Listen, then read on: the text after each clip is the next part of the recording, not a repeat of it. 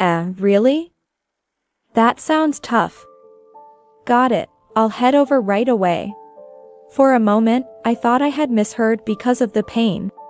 But it seemed like Jamie was saying he would go immediately in response to his sister-in-law's phone call. My sister was going to take a train to an Idol concert. But it's not running due to an accident. She's in trouble. I'll go check on her. Saying that, Jamie opened the rear door of the car.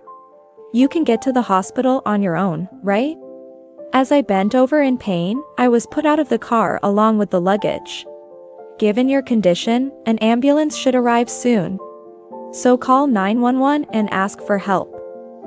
I won't forgive anything happening to our future heir. With those words, Jamie drove off. Please, help.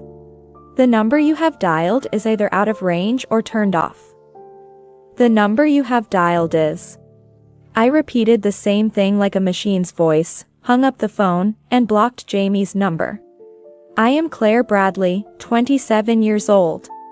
I am a primary school teacher, but currently on maternity leave. I am 9 months pregnant, and my due date is approaching. I am both anxious and excited about my first childbirth, looking forward to meeting my child. My husband, Jamie, is 30 years old, 3 years older than me. We met in a university club and started dating after graduation. 2 years ago, we got married and are now expecting our first child. When we announced the pregnancy to both our parents, they were happy and concerned about my well-being. However, one person showed a cold reaction. More than that, I wanted a day off for the concert next week. But the manager refused, so I quit my job in frustration. Even if they say they're short-staffed, I'll make them suffer. That's my sister-in-law. When I announced my pregnancy, she was the only one who treated it lightly and complained about her part-time job. My mother-in-law scolded her, but she responded coldly. It doesn't concern me, and besides, it's not certain the baby will be born healthy. I was irritated but didn't get angry, knowing her personality well. She is 7 years older than Jamie. She was spoiled by her grandparents since childhood, never shedding her princess attitude. This was evident even at our wedding. Usually, white is reserved for the bride, and guests avoid wearing it. However, she insisted on wearing a white dress. She showed up in a white, idol-like mini dress with lots of feather decorations. Looking back, she probably thought of our wedding as her own show. See, I look better in white. Sorry, the real star has vanished. My family and friends were stunned, and she mistook their shock for admiration. I couldn't close my mouth in surprise, and said nothing. Her inappropriate behavior and the lack of intervention from Jamie and his parents seemed bizarre. It made me and my parents feel incredibly uncomfortable. Before marriage, I thought Jamie was kind and wonderful. But at that moment, I felt something was off. However, I loved and trusted Jamie, so I turned a blind eye. I rationalized that Jamie and his parents had become indifferent to her bizarre behavior. Later, as a new life began, I had an off-campus learning trip to the planetarium with my second-grade students. Taking small children out of school requires utmost attention. As teachers, we must be vigilant to ensure that the children do not get lost or involved in accidents. Just as it's often said, the trip isn't over until we're back at school. We must stay alert until we return to school. Upon arriving at the planetarium, the vibration of my smartphone, set to silent mode in my bag, went off. I saw an incoming call from an unknown number on the screen. I usually don't answer calls from unknown numbers. Therefore, I initially ignored it. However, the phone kept ringing repeatedly and, thinking it might disrupt the planetarium show, I decided to turn it off completely. After the show ended, there was time to explore the exhibits in the Science Museum, as the museum staff would guide us for this part. The accompanying teachers had some time to relax. I sat on a sofa in the rest area with other teachers. and bought a can of coffee from the vending machine for a short break. When I turned on my smartphone, I was surprised by the unexpected number of missed calls. Initially, they were from an unknown number, but later changed to calls from Jamie. Worried that something might have happened to my in-laws, I excused myself from my colleagues and stepped aside to make a call. "You took forever. What were you doing?" He scolded me with an annoyed tone. I explained that I had informed him about the field trip today, and also that I had turned off my phone so it wouldn't disturb the planetarium show. "You could have just left it on vibrate. Anyway, the planetarium is in the city forest park, right? The science museum with the planetarium is adjacent to a municipal forest park. It's a bit hard to access from the city, only reachable by car or bus. There's a gorilla live performance of my sister's second favorite idol at the outdoor theater. They're selling limited edition photos with today's date. Can you buy some for me?" At first, I thought he was joking. I explained that I was here for work and couldn't leave my post for personal errands before finishing my job. The forest park is vast, and it would take over 20 minutes to walk between the science museum and the outdoor theater. Additionally, the weather was rainy, and there was no way I could go buy photos for my sister-in-law in such conditions. I firmly said no and reiterated to Jamie that I was currently working. "I'm disappointed in you, Claire. I thought you were a kinder person. You're always nicer, please go and buy them." Jamie tried to persuade me, but I insisted that I was working and couldn't go regardless of what he said. Jamie, furious, shouted before hanging up, "Fine. I'm disappointed in you." I was shocked by his words, feeling a cold wind blow through my heart. This unreasonable demand from Jamie was unexpected and left me with an indescribable feeling of disgust. I suppressed my emotions and finished the field trip. When I got home, Jamie was not there, but I received a message on my smartphone saying he was waiting at my in-laws' house. I didn't want to go, but I had no choice, so I decided to walk to my in-laws' house. About a 15-minute walk away. Upon arrival, Jamie, his parents, and his sister were all there. "You're really awful, Claire. Apologize to my sister." That was the first thing he said. My sister-in-law apparently learned about her favorite idol's gorilla live performance during her part-time job and quickly left work to rush to the outdoor theater. However, by the time she arrived, the limited edition photos she was hoping to buy had already sold out. Look at her. She's been crying the whole time. My sister-in-law was wiping her tears, looking down. Jamie comforted her with a sympathetic look. My in-laws looked at me with an apologetic expression, but they did not try to stop their own daughter and son who were causing a scene. They simply watched our situation without intervening. My sister-in-law cried for a while, but then she wiped her face with an idol merchandise towel, smiled brightly, and said something. "It's okay, now. But buy this for me instead." She thrust her smartphone toward me, showing a screen from a flea market app. "Good for you. Claire Bradley just said she'd forgive you if you buy this for her." Displayed on the screen was a photo of the limited ones from today's Gorilla Live show. What? It's $300? A bromide, normally sold for $5, was now priced at an astonishing $300. See? It's cheap, right? Just this and she'll forgive you. Just this? Isn't it too expensive? $300 for just a piece of paper? My sister-in-law gazed at me with a hopeful smile, extending her smartphone in her right hand and cutely pressing her clenched left hand to her mouth, trying to maximize her charm. Jamie looked at her profile affectionately, while my in-laws once again looked at me with an apologetic expression. However, they did not take any action. I had no intention of getting dragged into this farce. I had to make it clear here and now, or else I would always be involved in my sister-in-law's troubles. So I decided to give in just this once. All right, I'll buy this photo. My sister-in-law instantly brightened up, clapping her hands joyously. By the way, this isn't because I want to be forgiven. This is the first and the last time.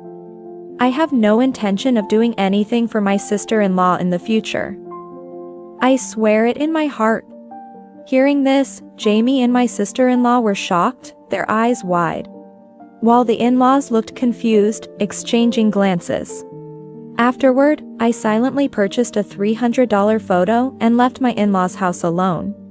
When I got home, Jamie seemed to be staying at his parents' house for a while, not returning home. But suddenly, as if thinking I had calmed down, he came home.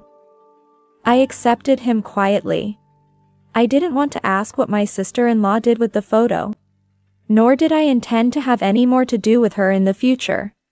Jamie, perhaps sensing my resolve, stopped talking about my sister-in-law entirely. We returned to our normal life as a couple, spending peaceful days together. During this time, feeling unwell for several days, I suspected something and bought a pregnancy test at the pharmacy. The result was positive. I was pregnant. To report this, I visited my in-laws' house for the first time in months, and they were very happy. However, my sister-in-law, as usual, treated it lightly, saying, more importantly. After that, I had no further encounters with my sister-in-law, and fortunately, my baby developed well.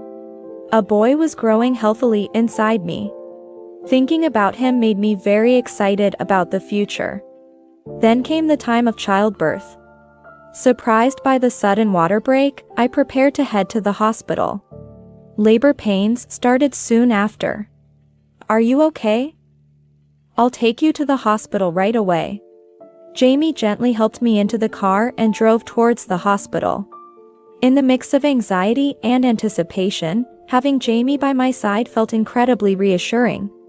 I calmed myself down, placed my hand on my stomach, and reassured the baby, it's okay, we'll meet soon. At that moment, a familiar ringtone sounded. It was Jamie's smartphone. It was a call from my sister-in-law. What's up, sis? He stopped the car to answer the phone. I felt anxious. I just wanted to go to the hospital, but that was not to be. I endured the escalating pain. Oh. That sounds tough. Got it, I'll be there right away. Jamie was talking on the phone. Amidst my pain, I thought I heard him say, I'll be right there. My sister was supposed to take a train to an Idol concert. But it's not running due to a person under train accident. She's in trouble. I'll go check on her. Then, Jamie opened the door of the back seat where I was. Hey, you can get to the hospital on your own, right? Jamie clearly stated it. As I was enduring the pain, I was put out of the car along with the luggage. With your condition, an ambulance should be fine. Call 911 and ask for help. I won't forgive anything happening to our future heir. With those words, Jamie drove off. I was left on the street with my luggage, unable to do anything but stand. In such a situation, I didn't know how to react, and at that moment, I couldn't do anything due to the pain and confusion. Forgetting feelings of anger and anxiety, I unexpectedly burst into laughter. Fortunately, there were no passers-by around, so I didn't need to worry about laughing loudly. Despite my head being calm, my body couldn't stop laughing. I'd like to call an ambulance, please. The location is. I stopped and called for an ambulance. I gave them the name of the building and landmarks around me to explain my location. Luckily, the ambulance arrived quickly and took me to the hospital. Immediately upon arrival, preparations for childbirth began. I called my parents and explained everything that had happened in a matter-of-fact manner. They were at a loss for words but promised to come to the hospital right away. When I was put out of the car, I thought I could manage alone. But knowing my family was nearby brought me comfort. Waves of pain were hitting me. But I was making steady progress in the childbirth preparations with the support of the medical staff. A short while later, my smartphone rang. It was a moment when the labor pains had subsided. Looking at the screen, I saw a call from the last person I wanted to hear from right now. It was my husband, Jamie.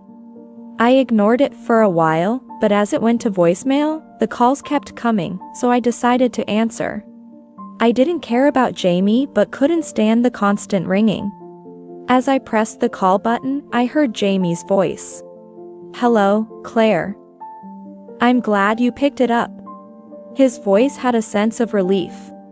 Maybe he was worried about me and the baby. But that hope was quickly dashed. "Help me, please." Jamie was asking for help. I was baffled. Here I was, about to give birth, and he's asking for help? Actually, there's a bit of trouble at a service area. The number you have dialed is either out of range or turned off. The number you have dialed is. I imitated the voice message of the answering machine and eventually hung up, setting Jamie's number to reject future calls. After that, a healthy baby boy was born. The delivery was surprisingly smooth. Perhaps due to the unexpected events that had just occurred, I didn't feel much pain. The nurses were amazed that this was my first birth. The time spent with my newborn son was special. The birth was quicker than expected, so my parents, who had rushed from afar, couldn't be there for it. They arrived feeling guilty but were relieved to see me and my son healthy. Their smiles upon seeing their grandson made me feel happy. I didn't inform my in-laws about the birth. If they wanted to know, Jamie should tell them himself. However, I had no intention of letting my in-laws meet my son. This child is mine alone and has no relation to my husband's family. I asked the hospital to deny visits, except for my own parents, as I had instructed them not to inform me if anyone came and to turn them away. I didn't meet anyone from my husband's family during my hospital stay. 5 days after being hospitalized, I returned to my parents' home with them. Then, I hired a lawyer to start divorce proceedings. The lawyer said that leaving a pregnant woman in labor on the roadside was more than enough reason for a divorce. The lawyer mentioned that abandoning a pregnant woman about to give birth by the roadside is a terrible act. I agree completely. The lawyer was astonished to hear this and explained that this could be considered as abandonment by a person in charge of protection, or malicious abandonment leading to injury. I recalled that during labor, Jamie had called asking for help. However, I had shut out all communication from Jamie and his family. So I had no way of knowing what had happened that day. I asked the lawyer to find out what had transpired. Later, the lawyer relayed some unbelievable details. After leaving me on the roadside, Jamie had taken his sister to a concert venue. On the way, they stopped at a service area on the highway. It takes about an hour and a half to reach the venue by train or bus. So my sister-in-law had left home early with plenty of time, intending to enjoy a meal on the way. Of course, she planned to have Jamie pay for everything. After eating local specialties at the service area, just as they were about to re-enter the car to head to the venue, my sister-in-law swung open the car door forcefully, hitting the adjacent vehicle. This act is commonly referred to as a door dinging, and caused significant damage to the other car. Normally, one would apologize to the owner of the dinged car and contact the police or insurance company. But surprisingly, my sister-in-law and Jamie chose to flee. No one saw, so it's fine. I absolutely can't miss the live show. Just as Jamie was about to drive away, the owner of the other car returned. They were a group of 4 imposing-looking individuals. Jamie was surrounded and couldn't move. He was dragged out of the car and confronted for trying to escape. At that time, my sister-in-law was pleading to be let go because she might miss the live show. Her self-centered behavior, which had always worked with her family, was not going to work with strangers, especially those she had just tried to flee from after hitting their car. My sister-in-law's attempts at acting cute and repeated pleas probably only seemed adorable to her own family. Needless to say, they were ineffective with the victims. Realizing they wouldn't listen and fearing she wouldn't make it to the live show's merchandise sale time, my sister-in-law started crying hysterically. The scene, with the imposing individuals questioning them for trying to escape, and my sister-in-law dressed extravagantly for the concert and crying, caused a commotion at the service area, involving employees and other customers. At that time, Jamie didn't know what to do and called me for help. I was astonished at his actions. Had he forgotten that I was in the middle of childbirth and heading to the hospital? Or did he think I would stop giving birth to come and help him? Maybe his plea for help was for me to take my sister-in-law to the live show. Regardless of the reason, I was in no position to go and help. Even if I could have moved, the thought of going to help in such a situation was utterly frustrating. They should solve the problem they created themselves. Furthermore, this incident revealed that Jamie had not insured the car. I had been giving him money from our finances for insurance, but it turned out he had been using it for other purposes. That money had become my sister-in-law's allowance. At 37 years old, my sister-in-law was still a part-time worker chasing idols. She could find a job easily due to her qualifications, but she refused to do so, fearing she wouldn't get time off for concerts. She often got fired from her part-time jobs due to unapproved absences or quitting on a whim. And eventually, no one would hire her. It turned out she had been receiving a little bit of money from her part-time jobs and additional allowances from her parents and Jamie, spending it as she pleased. Jamie had been giving her the insurance money as an allowance, pretending not to know. The car they hit was a luxury foreign model. Naturally, the repair costs would be substantial and out of their own pocket. Jamie had the audacity to suggest that we pay for the repairs together as a couple, but I flatly refused. The divorce negotiations turned out to be quite messy. Jamie was furious with the lawyer, unable to understand why he should be divorced. I just drove my sister to the live show so she wouldn't be late. No one could have predicted getting involved in such trouble along the way. That's right, it's the fault of those men. Jamie did nothing wrong. They're making a big deal out of a small scratch. They both complained bitterly, playing the victims. For some reason, Jamie seemed to misunderstand that I wanted to divorce him because of that accident. Wanting a divorce just because I caused a car accident, what is Claire thinking? It's ridiculous. Please tell her to come back home quickly. Exactly. Divorcing over something like that is absurd. After bad-mouthing the victims, they proceeded to speak ill of me.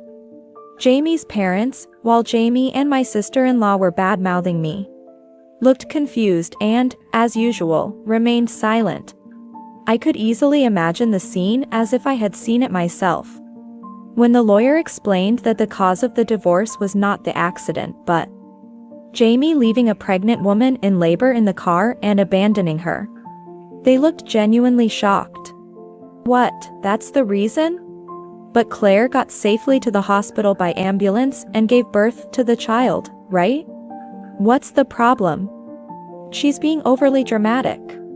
Right, should I have just left my sister, who might not make it to the live show because of the stopped trains?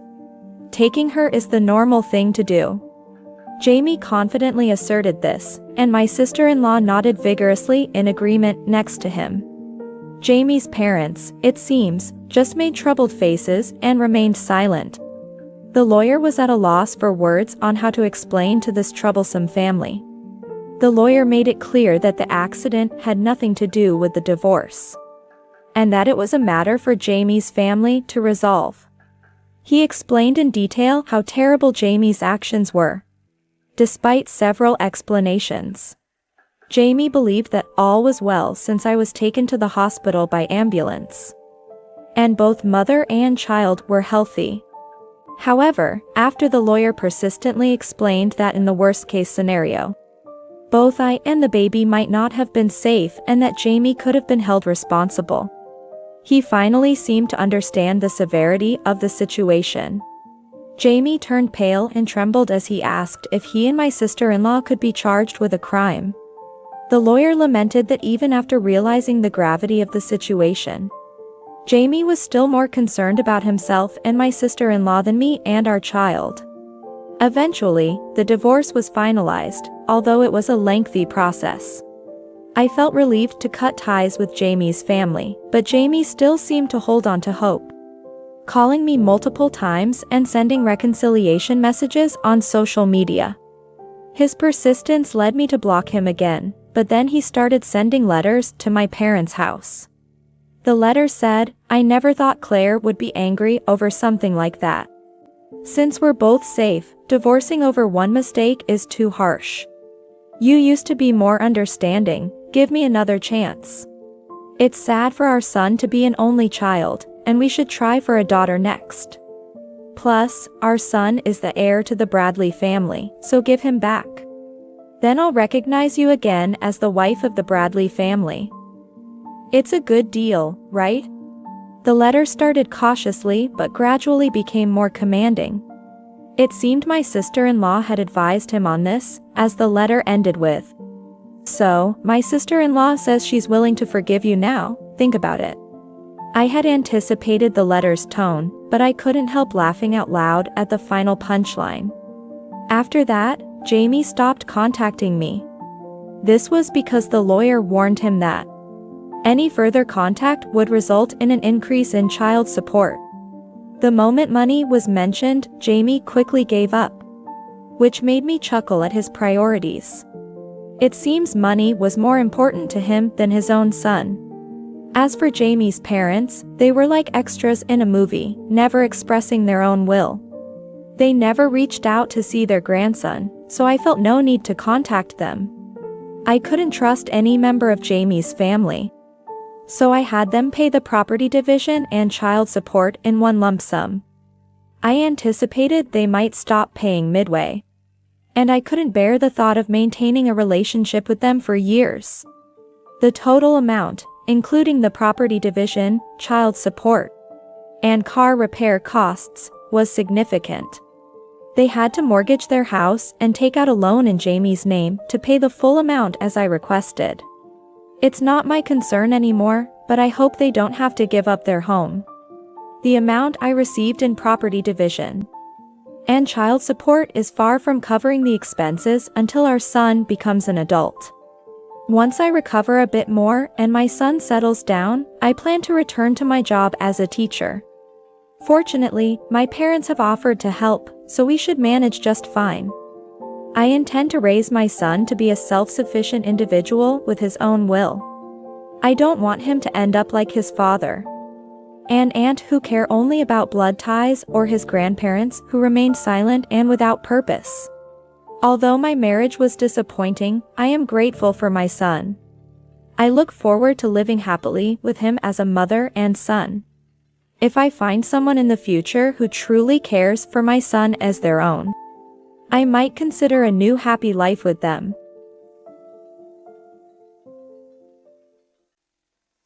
In the completely dark mountains, I was pulled by the arm and roughly dropped out of the car. "I don't need a gold digger like you coming back. Sleeping outdoors sounds fun." From inside the car, my husband and mother-in-law just opened the window and, laughing together, said that. Then, the car quickly drove away. If only I could fly away into the sky. Today, as always, I was looking outside through the window. I am 30 years old. I am married to Ken, who is 32. And we live together with my mother-in-law, Martha. My parents, actually, died in an accident, leaving me with no relatives.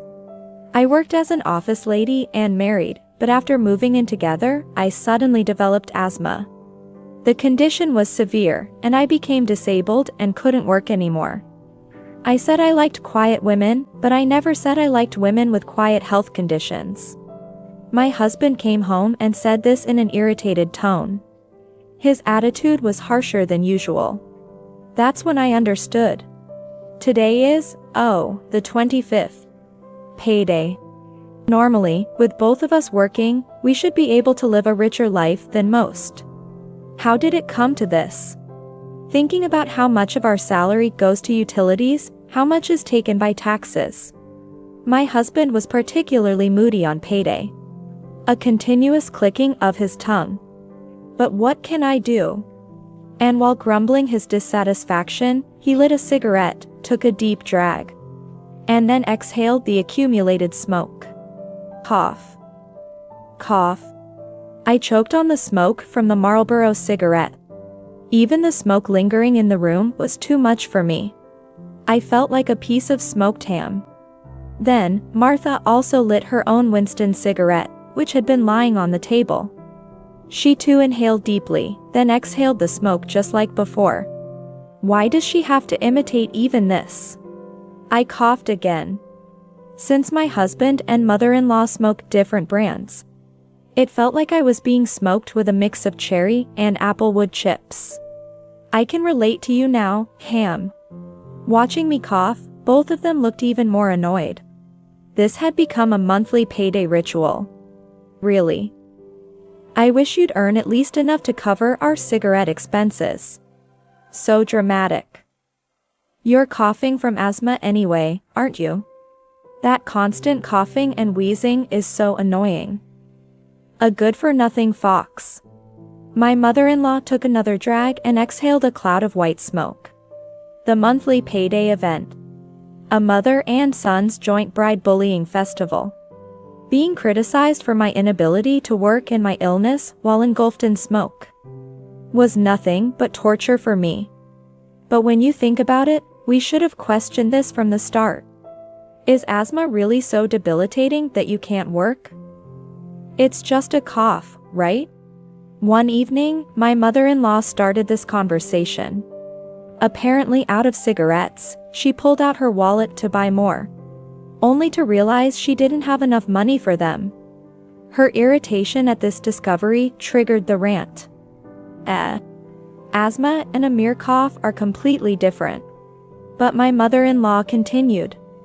Even when you were hospitalized last year, I thought it was just the doctor wanting to make money, fooling you. I mean, hospitalized just for a cough? When I asked around, everyone said it sounded ridiculous. Indeed, it was true that I couldn't work anymore, and the income one might have earned was lost. I'm not one to talk back against such harsh words. So I could only listen to my mother-in-law's unreasonable tirade. But then Ken added fuel to the fire. That's really true. Ken agreed. Just for a cough, you get a mountain of medicines. And it's not just once, it keeps going on. Why should we get involved in your time killing and the doctor's money making? He too fumbled in his chest pocket, seemingly wanting a cigarette. Though Ken still had a few cigarettes.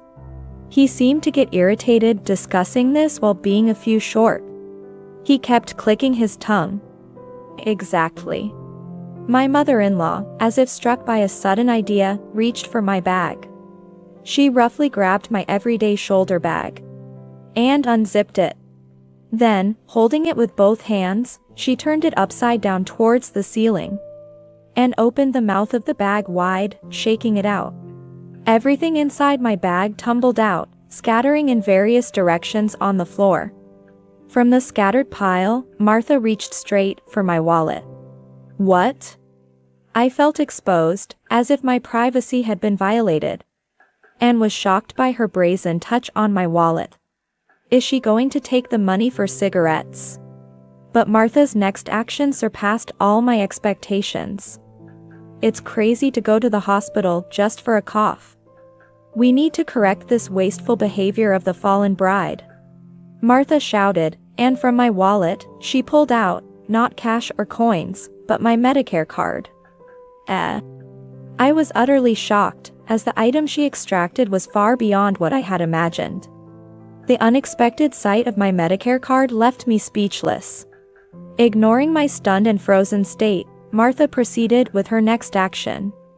Holding my insurance card, she headed straight to the drawer where my medications were stored, opened it, and grabbed a month's worth of my medication. Returning to the living room, she began yelling at me. "Just for a cough, you're buying all these medicines. This is excessive luxury. It's because of these ineffective medicines that you're not getting better. For a cough, you just need throat lozenges, plenty of which are available at any supermarket." After her tirade, she threw my medications and the Medicare card into the trash can with the organic waste. My lifeline. I turned pale. Well, they say the beginning is the hardest part of quitting smoking. You can do it.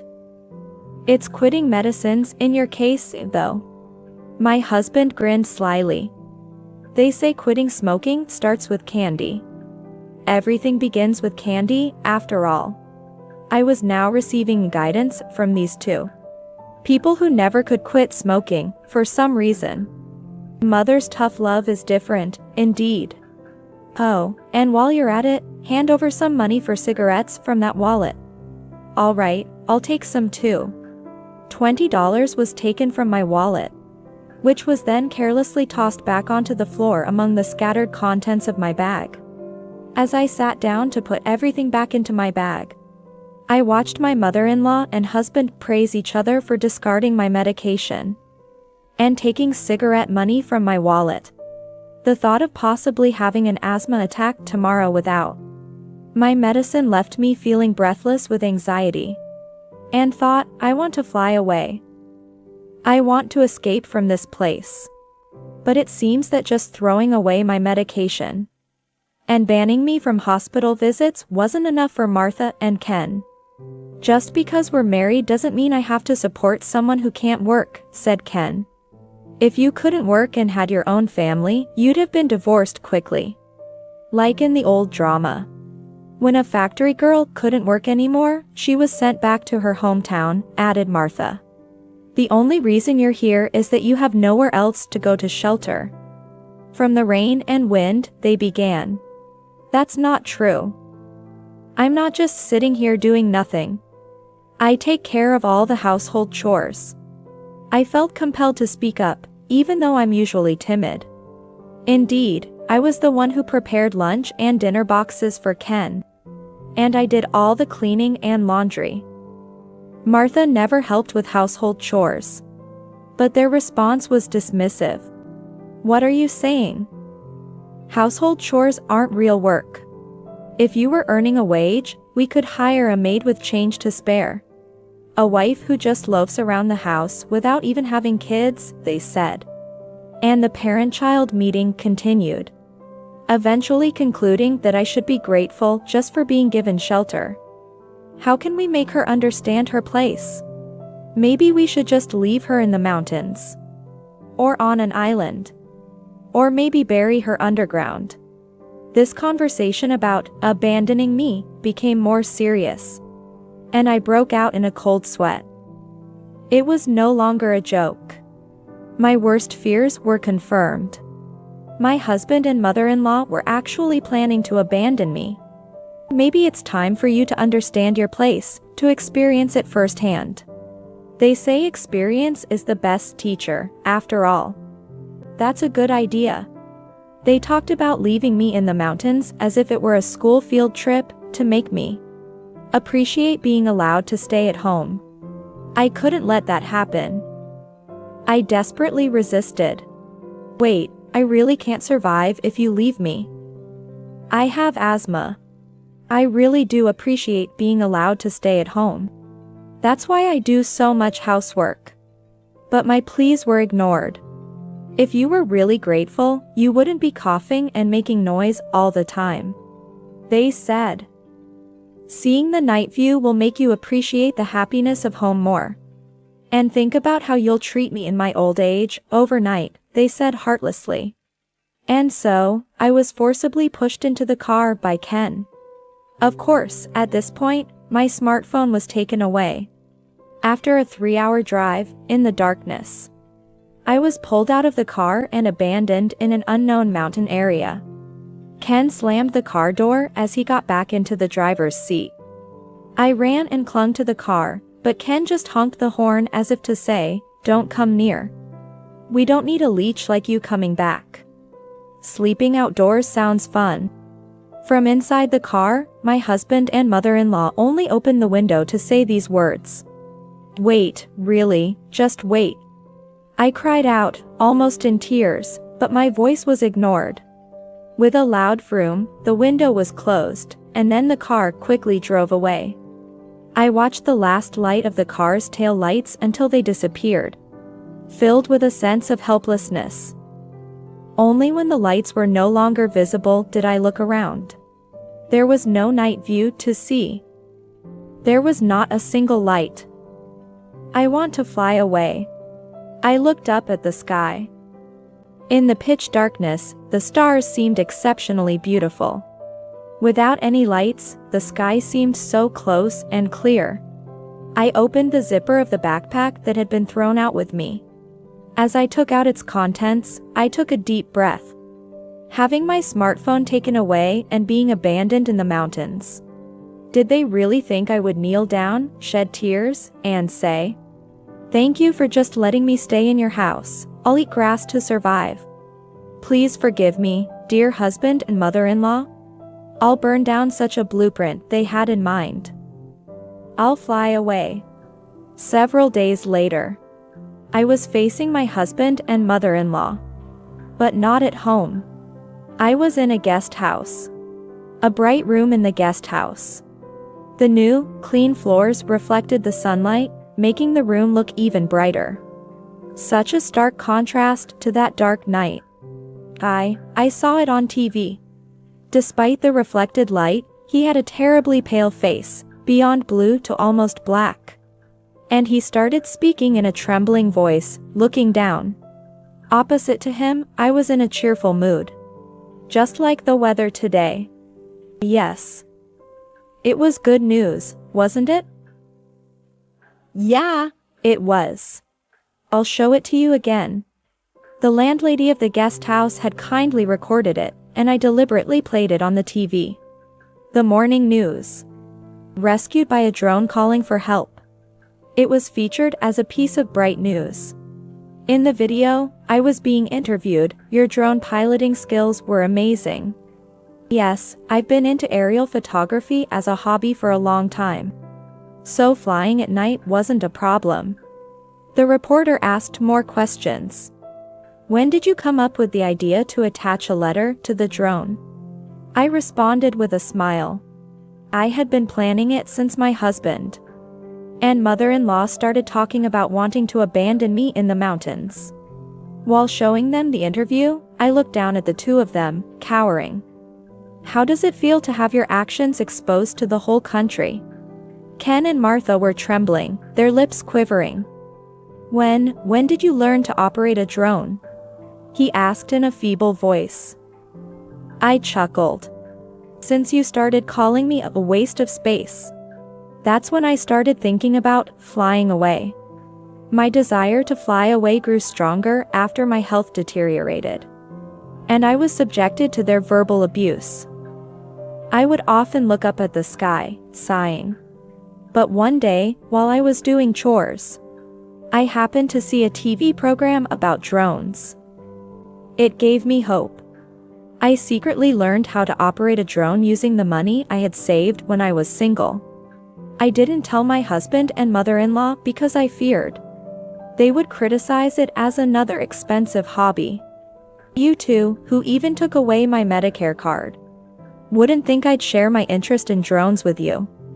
I could easily imagine you taking it away and destroying it. When I thought they might abandon me, I sneaked a foldable drone into my backpack. I attached a letter requesting rescue and sent it flying. The person who found it was the landlady of this guest house.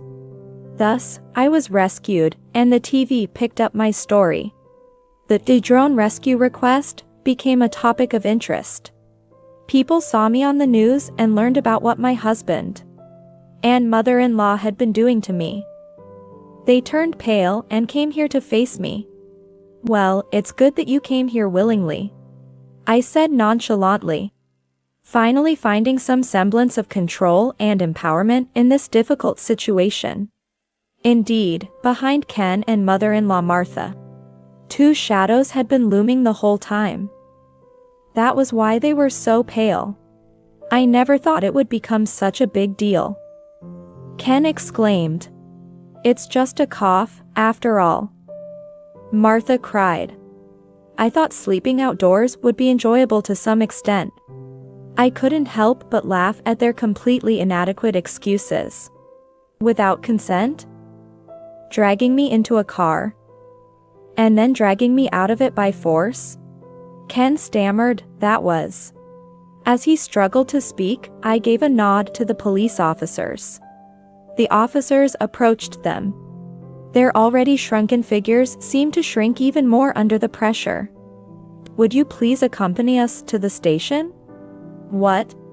They both started gasping like fish out of water when told this. Surprised? Can't breathe? I laughed, watching them. I couldn't breathe properly for a long time because of my asthma. With the police present, it was clear they understood the gravity of their actions. What you did isn't just a prank. It's serious misconduct. And by the way, throwing away my medication is also destruction of property. But I wasn't finished yet. And one last thing, about all the things you've been saying to me. I caressed my drone. You probably know by now, since the news and various media outlets have covered it. Thanks to them, my name is out there, and I've gotten sponsors. Of course, all the aerial photography I did, fueled by my desire to fly away and seek salvation from above, has been recognized. From now on, I'll live as an aerial drone photographer. What? They were even more shocked, but they couldn't fall back. Two police officers stood behind them. Ken, almost breathless, asked, "Does that mean you're making money now?" I answered his question. "Yes, at least 3 times your monthly salary." That's when Martha tried to appeal to me. "I'm sorry, Anne. Let's live together peacefully from now on.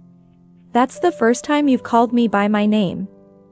Until now, it was always, hey, you." I smiled for the first time today. "I'm really sorry. I'll call you by your name from now on." I firmly rejected her offer. I refuse to live with you. Cigarette smoke is bad for asthma. Ken, in a panic, took out his pack of cigarettes, crushed it, and placed the crumpled pack on the table between us as a sign of his commitment. "I won't smoke anymore, so, please, no arrest, and let's live together and support each other." "You're joking, right?" I took the pack of cigarettes and put it back in his chest pocket. "Why don't you both continue to blow smoke in each other's faces?" Watching the crushed and unsmokable cigarettes in his hand, Ken let out a distorted groan. And so, he and Martha were taken away by the police. I sought a substantial amount in damages for their harassment and successfully divorced Ken. Thanks to the news coverage, I became a drone photographer, using drones for aerial photography. Drones can be used for photography anywhere. So I continued to live in this countryside, which I became acquainted with after descending from the mountain. Having cut ties with my cigarette-smoking husband and mother-in-law, my asthma improved a bit. Of course, my medication was no longer being thrown away, and my treatment proceeded smoothly. Connections made through aerial photography led to new opportunities. And now I also participate in test flights for drone development projects. I was able to fly in the sky.